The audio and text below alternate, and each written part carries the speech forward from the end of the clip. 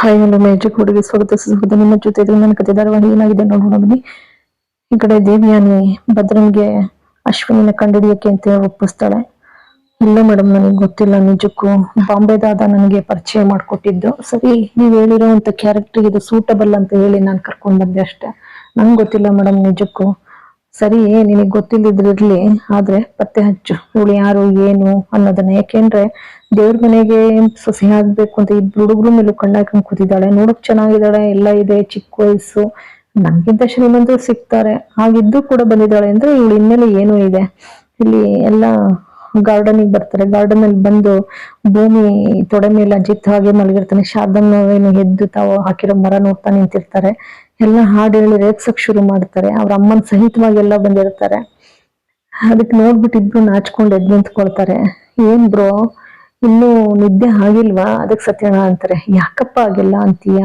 ಪಾಪ ಸುಂದರವಾದಂತ ನಿಸರ್ಗದ ಆ ಒಂದು ಮಡಿಲು, ಆ ನಿಸರ್ಗದ ಮಡಿಲಲ್ಲಿ, ಅದರಲ್ಲೂ ಹೆಂಡತಿ ಅನ್ನುವಂತ ಮಡಿಲಲ್ಲಿ ಮಲಗಿದಾನೆ ಪಾಪ ಆಯಾಗಿ.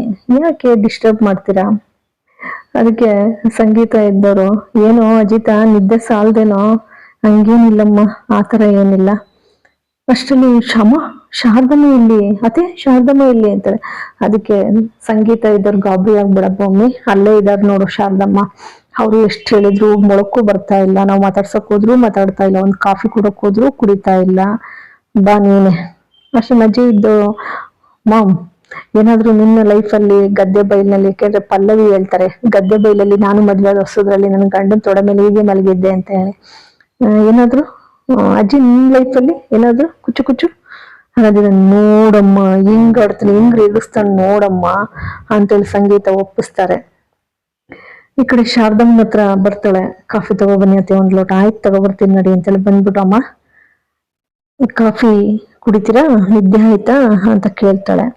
ಬಂದಿದ್ದು ಭೂಮಿ ಹತ್ರ ನಿಂತ್ಕೊಂಡು ನಗ್ತಾಳೆ. ಅಷ್ಟೊತ್ತಿಗೆ ಶ್ರವಣ್ ಬರ್ತಾರೆ. ಶ್ರವಣ್ ಬಂದ್ಬಿಟ್ಟು ಪ್ರತಿಯೊಂದು ಮರದ ನೆನಪನ್ನು ಕೂಡ ಜ್ಞಾಪಿಸೋಕೆ ಪ್ರಯತ್ನ ಪಡ್ತಾರೆ. ಒಂದು ಅಜಿತನ 2 ವರ್ಷದ ಬರ್ತಡೇನಲ್ಲಿ, ಒಂದು ಮನಸ್ವಿನಿ, ಪುಟ್ಟ ಮನಸ್ವಿನಿ ಅವಳು ಊಟದ ನೆನಪಿಗೋಸ್ಕರ, ಇನ್ನೊಂದು ನಮ್ಮ ವೆಡ್ಡಿಂಗ್ ಆನಿವರ್ಸರಿಗೆ, ಅದೆಲ್ಲ ಜ್ಞಾಪಿಸ್ತಾನೆ.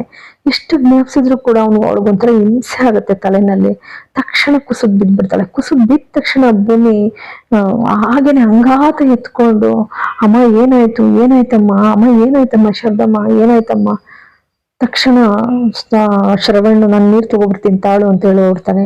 ದೊಡ್ಡ ಸಾಹೇಬ್ರೆ ಬೇಗ ಬನ್ನಿ ಬೇಗ ಬನ್ನಿ ಅಂತಾರೆ. ಸರಿ ಬರ್ತಾನೆ, ನೀರ್ ತಗೊಂಡ್ ಬರ್ತಿದ್ದಾಗೇನೆ ಹಾಗೆ ನಚ್ಚಿನೂ ಕರ್ಕೊಂಡ್ ಬರ್ತಾನೆ. ನಚ್ಚಿ ಬಂದಿದ್ದೆ, ಏನಾಯ್ತು ಅದಕ್ಕೆ? ಏನಿಲ್ಲಮ್ಮ, ಇದು ಇದ್ದಕ್ಕಿದಂಗೆ ಬಿದ್ಬಿಟ್ರು, ಗಾಬರಿ ಆಗ್ತಾ ಇದೆ. ಎದುರುಬೇಡಿ, ಪ್ರಜ್ಞೆ ತಪ್ಪಿದೆ ಅಷ್ಟೇ. ಮಾಮ, ನಿಮ್ಮ ಫೀಲಿಂಗ್ಸ್ ನಮ್ಗೆ ಅರ್ಥ ಆಗುತ್ತೆ. 21 ವರ್ಷನೇ ಕಾದಿದ್ದೀರಂತೆ ನೋಡಿ. ಒಂದು ಬೇರು ಬಿಟ್ಟಿರ್ತಕ್ಕಂತ ಒಂದು ಮರ ಆಗ್ಲಿ ಗಿಡ ಆಗ್ಲಿ, ಅದು ತಾನೇ ಆ ಮಣ್ಣಿನ ಸತ್ವದಿಂದ ಮೇಲಕ್ಕೆ ಬರ್ಬೇಕು. ಹಾಗೆ ಅತ್ತೆ ನೆನಪನ್ನ ಬಹಳ ಕಳ್ಕೊಂಡು ಬಹಳ ವರ್ಷಗಳಾಗಿದೆ, ಹೌದಲ್ವಾ? ಅದು ತಾನೇ ಬರೋಕ್ ಪ್ರಯತ್ನ ಮಾಡ್ಬೇಕು, ನಾವು ಬರ್ಬೇಕದು. ಅದ್ ಬಿಟ್ಟು ನಾವು ಬಲವಂತವಾಗಿ ಅದನ್ನ ನಾವು ಬರ್ಸಕ್ ಹೋದ್ರೆ ಬಹಳ ಹಿಂಸೆ ಆಗುತ್ತೆ. ಅದು ಇನ್ನೊಂದು ಏನೋ ಆಗುತ್ತೆ, ಹೌದಲ್ವಾ ಮಾವ? ಪ್ಲೀಸ್ ಸ್ವಲ್ಪ ಸಹಕರಿಸಿ ಅಂತಾರೆ. ಆಯ್ತಪ್ಪ ಅಂತೇಳಿ ಸುಮ್ಮನಾಗ್ತಾರೆ. ಇಲ್ಲಿ ರೂಮಿಗೆ ಬರ್ತಾನೆ ಅಜಿತ್. ರೂಮಿಗೆ ಬಂದ್ಬಿಟ್ಟು ತೊಟ್ಲು ಕೃಷ್ಣನೆಲ್ಲ ನೋಡ್ಬಿಟ್ಟು, ಹಾಗೇನೆ ಇದೊಂದು ಇದೆಯಲ್ಲ ಕ್ಯಾಲೆಂಡ್ರು, ಈ ಕ್ಯಾಲೆಂಡ್ರಿಂದಲೇ ಇವಳು ಹಾಳಾಗ್ತಾ ಇರೋದು, ಇವಳು ತೆಗೆದು ಬಿಸಾಕ್ಬಿಡ್ಲಾ? ಇದು ನಮ್ಮಿಬ್ರು ಫೋಟೋ, ಇದ್ರ ಮೇಲೆ ಎಷ್ಟೋ ಜನದ ಕಣ್ಣಿದೆ, ನಾವು ಮೇಡ್ ಫಾರ್ ಈಚ್ ಅದರ್ ಅಂತ. ಇಷ್ಟಕ್ಕೆ ನನಗೂ ಇಷ್ಟನೇ ಈ ಫೋಟೋ ಅಂದ್ರೆ. ತೆಗ್ದು ಬಿಸಾಕ್ಲ ಈ ಕ್ಯಾಲೆಂಡ್ರ? ತೆಗ್ದು ಬಿಸಾಕ್ಬೋದು, ಆದ್ರೆ ಅವಳು ಮನಸ್ಸಿಂದ ನಾನು ತುಡಿಯಕ್ಕಾಗತ್ತಾ? ಖಂಡಿತ ಇಲ್ಲ. ಅಷ್ಟೊತ್ತಿಗೆ ಭೂಮಿ ಬರ್ತಾಳೆ. ಏನ್ ಸಾಹೇಬ್ರೆ, ಫೋಟೋನ ಹಾಗೆ ನೋಡ್ತಾ ನಿಂತ್ಬಿಡ್ತಿರಲ್ಲ? ಏನಿಲ್ಲ ಭೂಮಿ, ಹಾಗೇನೆ ನಮ್ ಜೋಡಿ ಚೆನ್ನಾಗಿದೆ ಅಂತ ಅಂತಿದ್ರಲ್ಲ, ಹಾಗೆ ನೋಡ್ತಾ ನಿಂತ್ಕೊಂಡೆ ಅಷ್ಟೇ ಅಂತ ಹೇಳ್ತಾರೆ. ಹೌದಾ? ಅಷ್ಟೊಂದು ಅಜಿತ್ ಕೂತ್ಕೊಳ್ತಾನೆ ಚೇರ್ ಮೇಲೆ. ಕೂತ್ಕೊಂಡ್ರೆ ಅವನಿಗೊಂದ್ರೆ ಎದೆ ಹಿಂಡಿದಂಗ ಆಗುತ್ತೆ. ಹಿಂಡಿದಂಗ ಆದ ತಕ್ಷಣ ಭೂಮಿ ಅಂತ ಕಿರ್ಚ್ಕೊಳ್ತಾನೆ. ಹೋಗ್ತಾ ಇದ್ದಾಳೆ, ಓಡ್ಬರ್ತಾಳೆ. ಸಾಹೇಬ್ರೆ ಏನಾಯ್ತು ಅಂತ ಹಿಡ್ಕೊಳ್ತಿದ್ದಾಗೇನೆ ನಚ್ಚಿ ಕರ್ಕೊಬರ್ತೀನಿ ತಡೀರಿ ಒಂದು ಕ್ಷಣ ಅಂತ ಹೋಗ್ಕೊಳ್ತಾಳೆ. ತಕ್ಷಣ ಕೈ ಹಿಡ್ದು ಎಳ್ಕೊತಾನೆ. ಬೇಡ, ನಚ್ಚಿನ ಕರ್ಕೊಬರೋ ಅಷ್ಟೇ ನನಗೆ ಸೀರಿಯಸ್ ಆಗಿಲ್ಲ, ಏನೋ ಗ್ಯಾಸ್ಟ್ರಿಕ್ ಸ್ವಲ್ಪ ಹಿಡ್ದಂಗಾಯ್ತು ಒಂದು ಕ್ಷಣ ಅಷ್ಟೇ, ಅದು ಬಿಟ್ಟರೆ ಇನ್ನೇನು ಇಲ್ಲ. ಅದಕ್ಕೆ ಭೂಮಿ ಹೇಳ್ತಾಳೆ, ಸಾಹೇಬ್ರೆ ನೀವೇನಾದ್ರು ಅನ್ನಿ, ನೀವು ಎದೆ ಎಂತ ಇದೆ ಅಂತ ನೀವು ಹಿಡ್ಕೊಂಡ ತಕ್ಷಣ ನನಗಂತೂ ಹೃದಯ ಹೊಡೆದೋದಂಗ ಆಗ್ಬಿಡ್ತಾ. ಆ ಕ್ಷಣ ನನಗೆ ಉಸಿರು ನಿಂತಂಗ ಆಗ್ಬಿಡ್ತು ಗೊತ್ತಾ, ಅಷ್ಟು ಗಾಬರಿ ಆಯ್ತು. ಅದಕ್ಕೆ ಅಜಿತ್ ಹೇಳ್ತಾ, ಅಂದ್ರೆ ನಾನ್ ನಿನ್ ಹೃದಯದಲ್ಲಿ ಇದೀನಿ ಹೌದಲ್ವಾ ಅಂತಾನೆ. ಸಾಹೇಬ್ರೆ ಅದು ತಡೀರಿ, ಹೀಗೆ ಬಿಟ್ರೆ ಆಗೋಲ್ಲ, ನಚ್ಚಿ ಕೇಳ್ಕೊಂಡ್ ಮೈದುನ ಅಂತೇಳಿ ಹೊಟ್ಟೋಗ್ತಾಳೆ. ಆ ಒಳಗಡೆ ನಚ್ಚಿನ ಕೇಳ್ಕೊಂಡ್ ಬರೋಕೆ ಅಂತ ಹೋಗ್ತಾಳೆ. ಅಷ್ಟರಲ್ಲಿ ಆಸ್ಪತ್ರೆಗೆ ಅಂತೇಳಿ ಕರ್ಕೊಂಡು ಹೋಗ್ಬೇಕಾಗಿರುತ್ತಲ್ಲ, ಆಸ್ಪತ್ರೆಗೆಲ್ಲ ಕರ್ಕೊಂಡು ಹೋಗ್ತಾರೆ. ಕರ್ಕೊಂಡು ಹೋಗಿ ಬಂದ್ಮೇಲೆ ರಿಪೋರ್ಟ್ ಎಲ್ಲ ಹೇಳ್ತಾ ಇರ್ತಾನೆ ನಚ್ಚಿ. ಆ ರಿಪೋರ್ಟು ಮತ್ತೆ ಟ್ಯಾಬ್ಲೆಟ್ ವಿಷಯ ಎಲ್ಲ ಮಾತಾಡ್ತಾ ಇರ್ತಾನೆ. ಮಾತಾಡ್ಬೇಕಾದ್ರೆ ಹಾಗೇನೆ ಶ್ರವಣ್ ಇದ್ದವರು, ಇನ್ನು ಎಷ್ಟು ದಿನ ಕಾಯ್ಬೇಕಪ್ಪ ನಾನು, ನನ್ನ ಹೆಂಡತಿಗೆ ನೆನಪು ಬರುತ್ತೋ ಇಲ್ವೋ ಅಂತೇಳಿ ಗಾಬರಿ ಆಗ್ತಾನೆ. ಆ ಗಾಬರಿ ಆದಾಗ ಅದಕ್ಕೆ ನಚ್ಚಿನ ಎಲ್ರು ಕೇಳ್ತಾರೆ, ಜೊತೆಗೆ ರಾಮಣ್ಣನು ಕೇಳ್ತಾರೆ, ಏನಂತಪ್ಪ ಡಾಕ್ಟರ್ ಏನಂದ್ರು ಅಂದಾಗ ಅದಕ್ಕೆ ನಚ್ಚಿ ಹೇಳ್ತಾನೆ, ಏನಿಲ್ಲ, ಸ್ವಲ್ಪ ದಿನ ಆಗುತ್ತಂತೆ, ಯಾಕೆಂದ್ರೆ ಇದು ಬಲವಾದ ಪೆಟ್ಟು ಬಿದ್ದ್ಬಿಟ್ಟಿದೆ ತಲೆ ಮೇಕೆ, ಹಾಗಾಗಿ ಅದಕ್ಕೆ ಅಜ್ಜಿ ಅಂತಾರೆ, ಎಲ್ಲಾದ್ರೂ ಆಕ್ಸಿಡೆಂಟ್ ಆಯ್ತು, ಇಲ್ಲ ಯಾರಾದ್ರೂ ಓಡಿದ್ರು, ಎಲ್ಲಾದ್ರೂ ಬಿದ್ಲು, ಒಂದು ಅರ್ಥ ಆಗ್ತಾ ಇಲ್ಲ. ಅದಕ್ಕೆ ಶ್ರವಣ್ ಅಂತಾರೆ, ಮಾತ್ರ ನನ್ನ ಹೆಂಡತಿಗೆ ಈ ಸ್ಥಿತಿ ಕಾರಣ ಆಗಿರೋರು ಏನಾರು ಸಿಕ್ಲಿ ಮಾತ್ರ ಬಿಡುದಿಲ್ಲ, ಅವ್ರನ್ನ ಮಾತ್ರ ಇಂಚಿಂಚು ನರಕ ಯಾತನೆ ಅನುಭವಿಸ್ಬೇಕು, ಆ ರೀತಿ ಮಾಡ್ತೀನಿ. ದೇವಿಯಾನಿ ಮಗಳು ಮುಖ ನೋಡ್ಕೋತಾರೆ. ಅಷ್ಟೊತ್ತಿಗೆ ಪಾಪ ಇವ್ನು ಟ್ಯಾಬ್ಲೆಟ್ ಹೇಳ್ತಾ ಇರ್ತಾನೆ, ಅದಕ್ಕೆ ಬನ್ನಿ ಇಲ್ಲಿ ಒಂಚೂರು ಹೇಳ್ತೀನಿ ಟೈಮಿಂಗ್ಸ್ ಎಲ್ಲ ಅಂತ ಅಂತಿದ್ದಾಗ, ಈ ಪಾಪಿ ದೇವಿಯಾನಿ ಅವಳು ಕೊಲೆ ಮಾಡಕ್ ಸಂಚು ಮಾಡ್ತಾವಳಲ್ಲ, ಅದ್ರೊಳಗೆ ಕೊಲೆ ಸಂಚು ಈಡೇರೋದಿಲ್ಲ, ಅವಳೇ ಸಿಗಾಕೊಳ್ತಾಳೆ ಖಂಡಿತ. ಇವಳು ಮಗಳು ಮದ್ವೆ ಮಾಡಕ್ಕೂ ಆಗಲ್ಲ, ಅವಳು ಜೈಲ್ಗೆ ಹೋಗ್ತಾಳೆ. ಹಾಗಾದ್ರೇನೆ ಸರಿ ಇವ್ರಿಗೆ. ಅಷ್ಟು ಬಂದ್ಬಿಟ್ಟು ಭೂಮಿ ಕೂತ್ಕೊಡ್ತಾಳೆ. ಕೂತ್ಕೊಂಡು ಹೇಳ್ತಾ ಇರ್ತಾನೆ, ರಾತ್ರಿ ಮಾತ್ರ ಇದು ಮಧ್ಯಾಹ್ನ.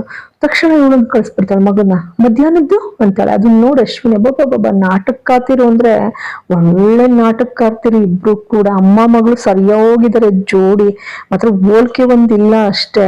ದೇವಿಯಾನಿ ಮಗಳು ಯಾರು ಅಂದ್ರೆ ಇವಳಯ್ಯ ಅಂತ ಹೇಳ್ಬೋದು. ಅಷ್ಟು ಕೆಟ್ಟ ಗುಣಗಳಿದಾವೆ ಇವರಲ್ಲಿ ಅಂತ ಅನ್ಕೊಳ್ತಾಳೆ ಅಶ್ವಿನಿ. ನಾನು ಪ್ಲೇಸ್ ಪಡ್ಕೊಳ್ಳೋಣ ಅಂದ್ರೆ ಆಗ್ಲಿಲ್ವಲ್ಲ ಅಂತ ಹೇಳಿ, ಸರಿ ಎಲ್ಲ ಮಾತ್ರೆಗಳನ್ನೆಲ್ಲ ಹೇಳ್ತಾರೆ. ಹೇಳಾದ್ಮೇಲೆ ಭೂಮಿ ಅಜಿತ್ ಹಾಗೇನೆ ರೂಮಿಗೆ ಬರ್ತಾರೆ. ರೂಮಿಗೆ ಬರ್ತಿದ್ದಾಗೇನೆ ಭೂಮಿ ಅಜಿತ್ ಮಲಗಿರ್ತಾನಲ್ಲ, ಅವನ ತಲೆನ ಹಾಗೆ ಸರುತ್ತಾ, ಸಾಹೇಬ್ರೆ ನೀವೇನಾದ್ರೂ ಅನ್ನಿ, ಮಧ್ಯಾಹ್ನ ನಡೆದ ಘಟನೆಯಿಂದ ಬಹಳ ನೋವಾಗಿದೆ, ಆದ್ರೆ ನೀವು ಒಂದು ಕ್ಷಣ ಹೇಳಿ ಸಾಹೇಬ್ರೆ, ನನ್ ಸಮಯ ಮುಗಿತಾ ಇದೆ, ನಾನು ಹೋಗ್ಬೇಕಾ ಅನ್ನೋದೇ ನನಗೆ ಚಿಂತೆ ಆಗಿದೆ, ನನಗೆ ಬಿಟ್ಟಕ್ಕೆ ಆಗ್ತಾ ಇಲ್ಲ ನಿಮ್ಮನ್ನ, ನನಗೆ ಹೋಗಕ್ಕೂ ನನಗೆ ಮನ್ಸಾಗ್ತಾ ಇಲ್ಲ, ಒಂದು ಕ್ಷಣ ಬಾಯಿ ಬಿಟ್ಟು ಹೇಳಿ ಸಾಹೇಬ್ರೆ, ನನ್ನನ್ನು ಬಿಟ್ಟು ಹೋಗ್ಬೇಡ, ನೀನು ಇಲ್ದೆ ಇರ್ಲಾರೆ ಅಂತ ಹೇಳ್ಬಿಟ್ರೆ ಸಾಕು ಸಾಹೇಬ್ರೆ, ನಿಂತು ಬಿಡ್ತೀನಿ ಅಂತ ಅಂತಾಳೆ. ಹಂಗಂದ ತಕ್ಷಣ ಅಜಿತ ಕಣ್ಬಿಟ್ಬಿಡ್ತಾನೆ, ಇನ್ನೂ ನಿದ್ದೆ ಮಾಡಿರಲ್ಲ ಅನ್ಸುತ್ತೆ. ತಕ್ಷಣ ನೋಡ್ಬಿಟ್ಟು ಭೂಮಿ ಏನ್ ಮಾತಾಡ್ತಾ ಇದ್ದಲ್ಲ ಅಂತಾನೆ. ತಬ್ಬಿಬ್ಬಾಗೋಯ್ತಾಳ ಹಂಗೇನೆ ಭೂಮಿ. ಏನ್ ಹೇಳ್ಬೇಕು ಅನ್ನೋದ್ರೊಳಗೆ ಗೊತ್ತಾಗುದಿಲ್ಲ, ಯಾಕೆಂದ್ರೆ ಅವಳ ಅಂತರಾಳದಲ್ಲಿ ಇರೋದನ್ನ ಹೇಳ್ಕೊಳ್ಳಾರ್ದೆ ಸಂಕಟದಿಂದ ಒದ್ದಾಡ್ತಾ ಇದ್ದಾಳೆ. ಪಾಪ ಅಜಿತನ್ ಬಿಟ್ಟಿರ್ಲಾಳು, ಇವನ್ಗೂ ಬಿಟ್ಟಿರಕ್ ಆಗ್ತಾ ಇಲ್ಲ. ಹಾಗಾಗಿದೆ ಇಬ್ರು ಪರಿಸ್ಥಿತಿನೂ ಕೂಡ. ಆ ರೀತಿಯ ವೇದನೆಯನ್ನ ಇಬ್ರು ಕೂಡ ಮನಸ್ಸಿನಲ್ಲಿ ಅನುಭವಿಸ್ತಾ ಇದ್ದಾರೆ. ಆದ್ರೆ ಈ ಕ್ಷಣದಲ್ಲಿ ಅವಳಿಗೆ ಅವನು ಎದೆ ಹಿಡ್ಕೊಂಡಿರುವಂತ ರೀತಿಗೆ ಭಯ ಆಗ್ಬಿಟ್ಟಿದೆ. ಇಲ್ಲಿಗೆ ಸಂಚಿಕೆ ಮುಕ್ತಾಯವಾಗ್ತದೆ. ಎಲ್ರಿಗೂ ಕೂಡ ಅನಂತ ಧನ್ಯವಾದಗಳು.